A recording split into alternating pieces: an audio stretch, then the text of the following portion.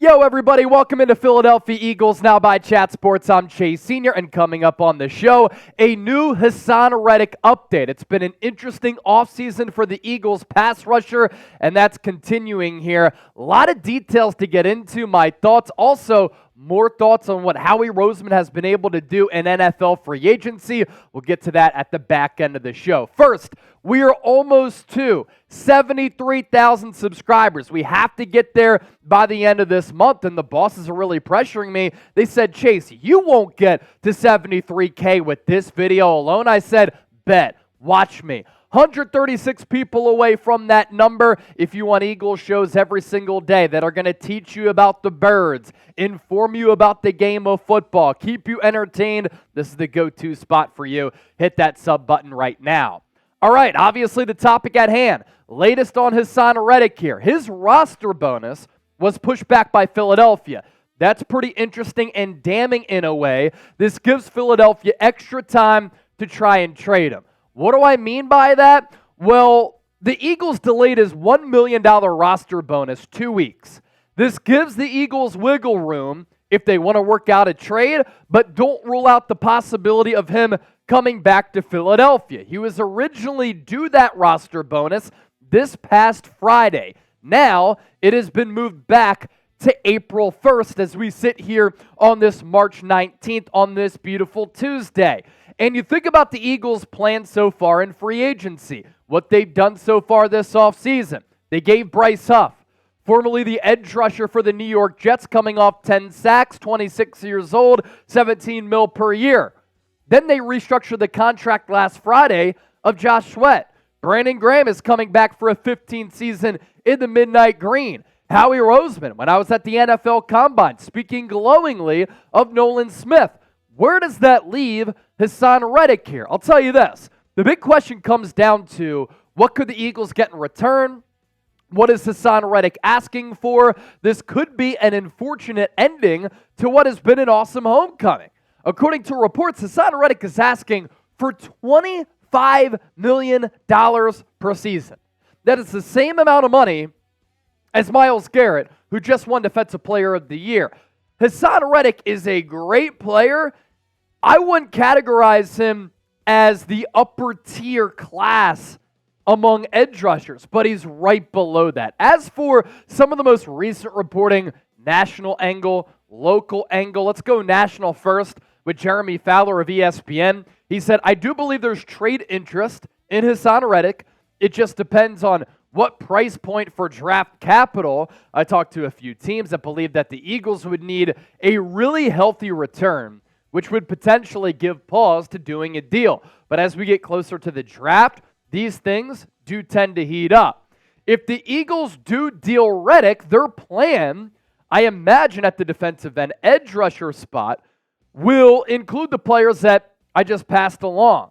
They're going to move forward with Bryce Huff, Nolan Smith, Josh Sweat, Brandon Graham. Now, on the Eagles roster, they are listing players like Nolan Smith and Haason Reddick as outside linebackers. They are listing Josh Sweat, Brandon Graham as defensive ends in Vic Fangio's scheme. He's going to ask those edge rushers and ends to do a little bit of everything, I would imagine.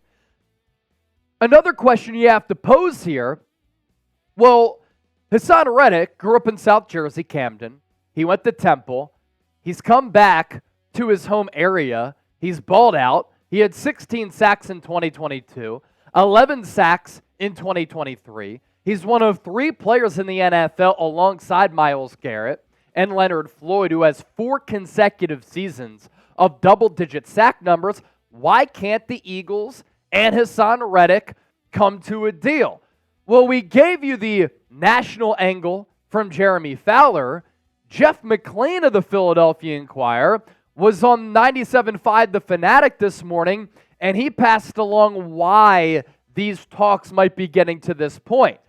And it makes sense from Reddick's point of view and then the Eagles' point of view in turn. McLane, Haason is pretty much adamant that he wants to receive a certain amount in terms of a new deal for what he believes he is worth on the open market. And the Eagles aren't really willing to pay that.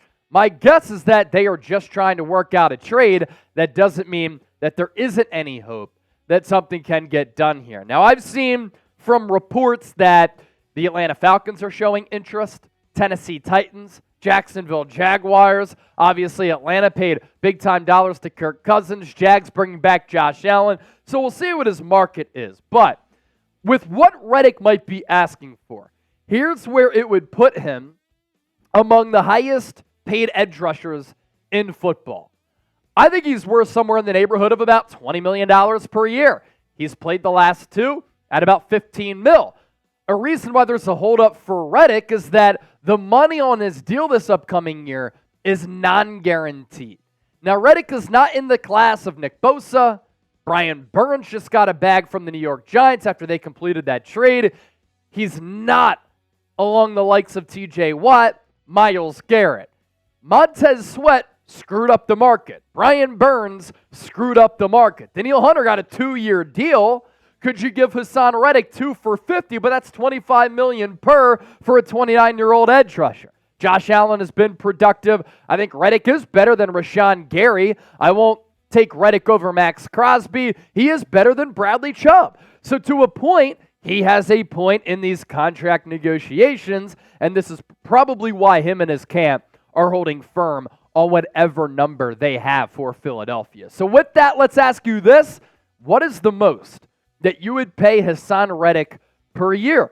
Certainly an interesting conversation because I said it. The moment the Eagles signed Reddick to that deal going into 2022, $15 million per for a guy who's going to give you double-digit sacks and then gave you 16-year one, a bargain right there. Coming up next, some important free agent takeaways, which point to the intelligence of Eagles general manager Howie Roseman. Stay tuned for that, but first, today's Eagles Now is made possible by PrizePicks, and they've got specials for new and returning users alike for March Madness when you head over to prizepicks.com/CLNS. Football season may be over, but the action on the hardwood is heating up.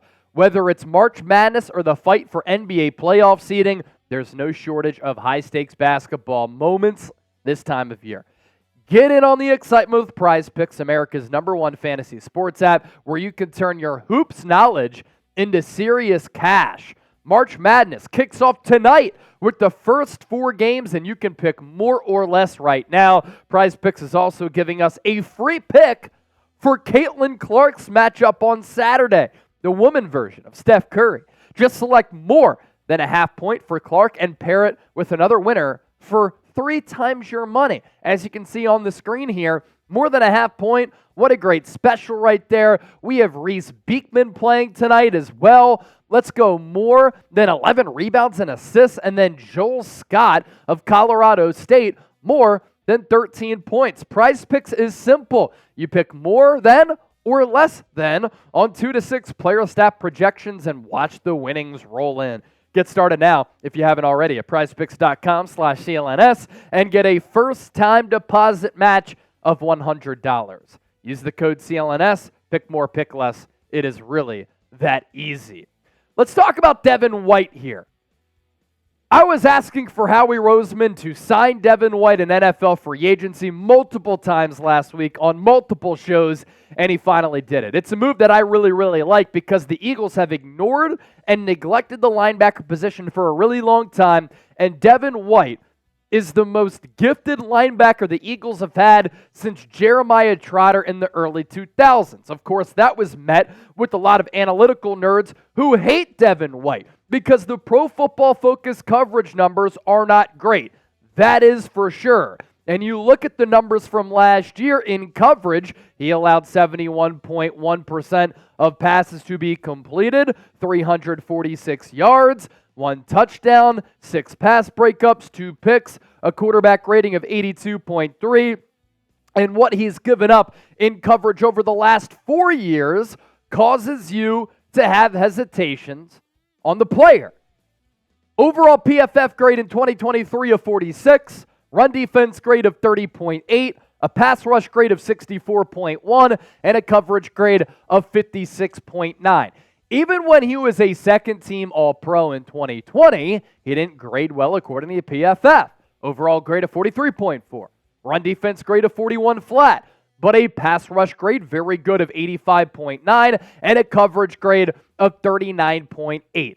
The analytical nerds will look at those numbers and say, Devin White is one of the most overrated linebackers in the game. He's an awful signing for Philadelphia, and he's simply not that good. But for me, I'm always willing to take a shot on a player who's extremely physically gifted and is a freak athlete at that. Devin White ran a 4.42 40-yard dash at 237 pounds. During that Super Bowl run for Tampa Bay, I saw him causing havoc, taking over games, putting his fingerprint on the complexion of games with his speed and physicality sideline to sideline, but also making plays in the backfield. He can run down quarterbacks, running backs, wide receivers. With how well he played that year, he was a second-team All-Pro. And if he's solid in coverage and can blitz for what the Eagles are paying him, this could end up being a move that moves the needle for this defense, improves this defense dramatically, and it could end up being a massive bargain for Howie Roseman. This one-year deal has a value of $4 million. Only $3.5 million of that salary is guaranteed for Devin White in 2024. And according to another database here, ESPN, Next Gen Stats, Devin White allowed a 61.9 completion percentage. That was the second lowest among linebackers. He led the NFL with 20 unblocked pressures in 2023. There is value here. There is a good player within that 45 jersey. We've seen it in flashes. Did he sulk a little bit? Bad body language after he didn't get that contract extension, demanded a trade. He wasn't dealt. Yes, but now he's motivated. And he's still young in his mid-20s. And Devin White paired with Vic Fangio, who has coached the linebacker position, who has developed linebackers throughout his career, who is one of the best defensive minds in the game. You combine all of that, I'm very intrigued. Next up, Eagles are going to have to address the offensive line in the NFL draft, I believe, because Jack Driscoll and Sua Opeta have both signed elsewhere. Jack Driscoll, kind of a swing tackle.